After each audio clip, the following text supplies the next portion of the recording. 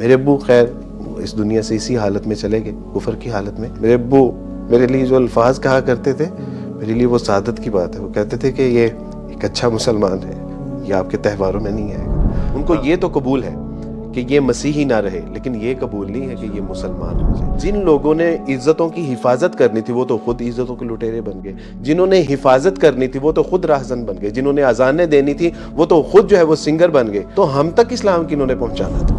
میں سوچتا جو میں یہ والی ایفرٹ کر رہا ہوں، اگر نیت خالص نہ ہوئی تو میں تو نہ دنیا میں اللہ اکبر عیاشی کر رہا ہوں، جو اس کو میں عیاشی کہتے ہیں، نہ آخرت میں کچھ بچے گا. تو یہ بڑی ایک نا، یہ میں بڑا ان دنوں میں عجیب سا اسٹیٹ میں تھا. تو میں نے شیخ سے پوچھا آپ نے کہ شیخ کیسے اپنے آپ کو سمجھائیں یا کیسے سکون آئے کہ اللہ قبول کر رہا ہے. آپ یقین جانے میں ایکسپیکٹ کرتا کہ شیخ مجھے کچھ تسلی دیں گے. شیخ خود رونے شروع ہو گئے. اللہ شیخ کہتے ہیں بیٹا ہے تو موت کے ٹائم پتہ چلے گا. خدا کا تصور کیا تھا آپ کے ذہن میں؟ آپ نے کہا نا 22 سال تک آپ بڑے پریکٹسنگ کرسچن رہے، تو خدا کا کیا تصور تھا؟ عبدالوارث بھائی، آج آپ سامنے بیٹھے ہوئے ہیں، بہت سے دیکھنے والوں کو تو پتہ ہی نہیں ہوگا کہ آپ کا جرنی بیسیکلی کیا تھا. میں کچھ ڈائریکٹ سوال بھی آپ سے پوچھنا چاہوں گا. مجھے آپ ذرا یہ بتائیں کہ جب آپ کرسچینٹی کو فالو کیا کرتے تھے، آپ مسلمانوں کو کس نگاہ سے دیکھا کرتے تھے؟ اسلام کا کیا تصور تھا آپ کے ذہن میں؟ سچی بات ہے کہ کرسچینٹی میں جتنا وقت بھی گزرا وہ اس میں ایک ایفرٹ شامل حال رہی پوری زندگی. یعنی 22 سال میں نے کمپیریٹیو یعنی بالکل نیوٹرل ہو گیا، کمپیریٹیو میں چلا گیا، لیکن 22 سال تک میں ہمیشہ ایک اچھا مسیحی بننے کی جدوجہد میں رہا اور ایک اچھا مسیحی بن کے میں نے زندگی بسر کی. مسلمانوں کے بارے میں جو ہمارے تصورات تھے یا جو ہمیں بتایا جاتا تھا، سمجھایا جاتا تھا، سکھایا جاتا تھا، وہ یہ تھا کہ یہ ایک ایسے دین کے ماننے والے ہیں کہ جو ایک خود ساختہ دین ہے. محمد صلی اللہ علیہ وسلم کے بارے میں معاذ اللہ اللہ سبحانہ تعالیٰ ان لوگوں کو ہدایت عطا فرمائے، اور اگر ان کے ہدایت مقدر میں نہیں ہے تو اللہ ان کو ہلاک فرمائے. ہمیں یہ بتایا جاتا تھا کہ محمد صلی اللہ علیہ وسلم ایک عرب کے نوجوان تھے. دیر واز 5 ممبر ٹیم، 5 لوگوں کا گروہ تھا وہ. اور محمد صلی اللہ علیہ وسلم کے پاس جو ہے وہ فقر و فاقہ تھا، جس طرح ان کی زندگی سے جو ہے وہ امیجنائز کیا جاتا ہے. اور بتایا جاتا ہے کہ انہوں نے ایک جو ہے وہ پلان کیا کہ ہم ایک نئے مذہب کی، نئے دین کی بنیاد رکھیں گے، جبکہ وہاں پہ دین ابراہیم تو موجود تھا، لیکن انہوں نے ایک نئے سلسلے کا آغاز کیا. اس کے ساتھ جو لوگ تھے، ابو بکر صدیق تھے، علی رضی اللہ تعالیٰ، ورقہ بن نوفل، خدیجہ رضی اللہ تعالیٰ عنہ، اور آپ صلی اللہ علیہ وسلم. تو انہوں نے غور و فکر کیا. محمد صلی اللہ علیہ وسلم غار ہیرا میں میڈیٹیشن کیا کرتے تھے، غور و فکر کیا کرتے تھے کہ کیا ہونا چاہیے کیا نہیں. ورقہ بن نوفل تورات، زبور، انجیل سے چیزیں نکال کے ان کو دیا کرتے تھے. ابو بکر صدیق اسفار کیا کرتے تھے، اور جو وہاں کی علاقائی کہانیاں جو ہوتی تھیں ان کو لاتے اور اس میں ایڈ آن کرتے رہتے. تو کرتے کرتے انہوں نے ایک بک کمپائل کی، اس کا نام انہوں نے رکھا قرآن. وہ کہا کہ دس از دا ڈیوائن گائیڈنس. اس کے بعد انہوں نے جو ہے وہ دیگر ممالک کے اوپر حملے کرنے شروع کر دی، اور وہاں سے جو لوٹ مار کا مال ہوتا تھا اس کو انہوں نے کہا کہ دس از دا مال غنیمت.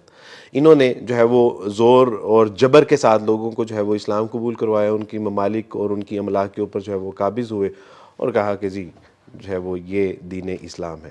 اب ہمیں بالکل بچپن میں یہ چیزیں ہمارے ذہنوں میں پینیٹریٹ کی جاتی تھیں، ٹیکنیکلی ہمیں بتایا جاتا تھا، پڑھایا جاتا تھا، سکھایا جاتا تھا. سنڈے اسکول ہوتا ہے آپ کا اللہ کے ساتھ، خدا کے ساتھ ایک کنیکشن ڈیولپ کرنے کے لیے، اور اس سنڈے اسکول میں ہمیں یہ ساری چیزیں، اب آپ تصور کیجئے کہ یعنی اپنا دین نہیں پڑھایا جاتا جی تھا جی جی اسلام ہمیں، کے بارے. اور اس کی 2 وجوہات تھیں جو ہمیں اسلام کے اگینسٹ پڑھایا جاتا تھا، یا اینٹی اسلام جو ہمیں چیزیں بتائی جاتی تھی، اس کی 2 وجوہات تھیں. ایک تو یہ کبھی جو ہے وہ یعنی ان کو پورا کانفیڈنس ہو کہ ہمارا ریلیجن ایک سچا اور ٹرو ریلیجن ہے، اور دوسرا یہ کہ کبھی یہ اپنے مذہب سے نالائکی کا مظاہرہ کریں اور اس سے اگر بدظن ہو بھی جائیں تو اسلام نہیں قبول کریں.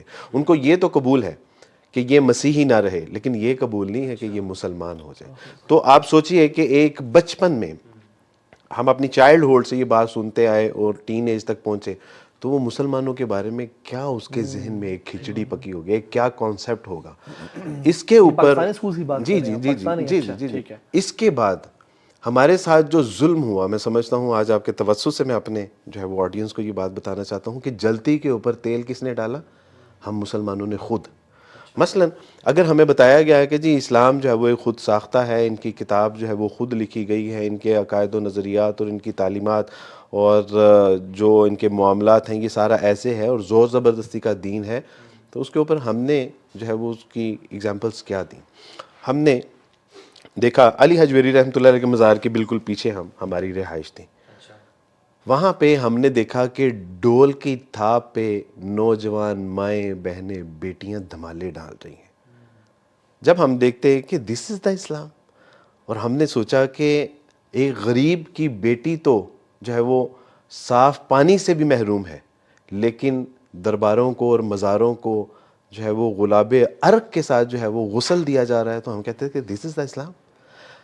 ایک غریب کی بچی کے اوپر جو ہے وہ سر کے اوپر چادر نہیں ہے، پہننے کے لیے لباس نہیں ہے، لیکن مخمل کی چادریں مزارات کے اوپر چڑھائی جا رہی ہیں. جتنا ننگا گندا اور برہنہ قسم کا شخص ہے وہ ہمیں بتایا جاتا تھا کہ یہ پہنچی ہوئی سرکار ہے، اور ان کے سامنے برقعے والی اور جو ہے وہ مسلم خواتین جب دو زانوں ہو کے اور ان کا گندا مندہ کھانا بطور تبرک جو ہے وہ حاصل کرنا ان کے لیے سعادت ہوتی تھی، تو ہم کہتے تھے کہ یار از دس دا اسلام؟ تو ہم نے اصل میں جب یہ سارے مناظر دیکھے تو ہمیں یقین ہو گیا کہ یار یہ اسلام تو واقعی جو ہے نا یہ بھی کوئی دین ہو سکتا ہے، اور جتنا ہمارے بڑوں نے ہمیں بتایا ہے شاید کم بتایا ہے. تو اصل اور ہوا کیا، جن لوگوں نے اسلام بتانا تھا، جن لوگوں نے اسلام ہم تک پہنچانا تھا، یعنی جن لوگوں کی ذمہ داری تھی کہ وہ ہمیں قرآن مجید پڑھاتے، وہ تو خود جو ہے وہ اپنا قرآن سے دور ہو گئے. جن لوگوں نے عزتوں کی حفاظت کرنی تھی وہ تو خود عزتوں کے لٹیرے بن گئے. جنہوں نے حفاظت کرنی تھی وہ تو خود راہزن بن گئے. جنہوں نے اذانیں دینی تھی وہ تو خود جو ہے وہ سنگر بن گئے. تو ہم تک اسلام کنہوں نے پہنچانا تھا؟ آپ دیکھیے کہ اسکول کالج یونیورسٹیوں کی حالت کیا ہے. اقبال کہتے ہیں کہ گلا تو گھونٹ دیا اہل مدرسہ نے ترا، صدا آئے کہاں سے لا الہ الا اللہ. ہمیں ایسی جو ہے وہ کلاسز جو اسلامیات پڑھاتی تھی اور بعد میں وہ میوزک کلاس بھی ہمیں پڑھاتی تھی. تو what is this یار؟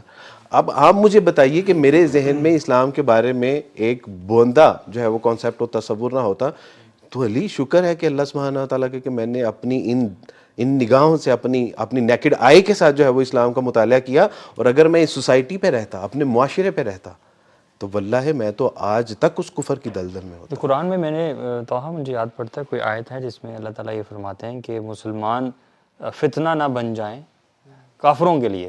I think this is exactly that, کہ جب ہم اپنی پریکٹسز ہماری ایسی ہوں، مثال کے طور پہ آپ جو چرچ میں پڑھ رہے ہیں اسلام کے بارے میں، اسلام کا جو انٹروڈکشن لے رہے ہیں، آپ اس کی ایگزامپل ہوتے ہوئے دیکھ رہے ہیں، معاشرہ اس کو سیکنڈ کر رہا ہے. معاشرہ اس کو سپورٹ کر رہا ہے بیسیکلی.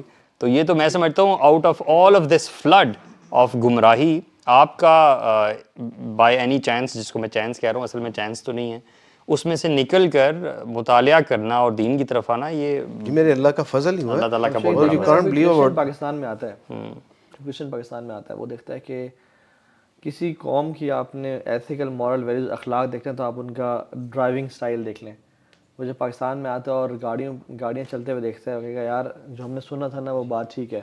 کوئی شخص کسی شادی پہ چلا جائے اور کہ مسلمانوں کے ہاں تو وہ سیکنڈ کر رہی ہوتی ہیں، وہ پردے دار خواتین اور ماڈسٹ لوگ ہیں، اور سارا جب وہ دیکھتا ہے فری مکسنگ ہے، ناچ گانا ہے، اور کیسے ویڈیوز کو وائرل کیا جا رہا ہے، وہی جو ویسٹ میں وہ دیکھ کے آتا ہے اور کہتا ہے کہ یار وہ پھر واقعی میں ان کا نا جو ٹرسٹ ہے نا اپنی ٹیچنگز پہ وہ ڈیولپ ہونا شروع ہو جاتا ہے کہ واقعی میں وہ مجھے کہتا ہے، ہم اکثر کہتے ہوتے ہیں نا کہ Islam is the best product but we Muslims are the worst sellers. ہمیں اسلام کو پریزنٹ ہی کرنا کبھی نہیں آیا.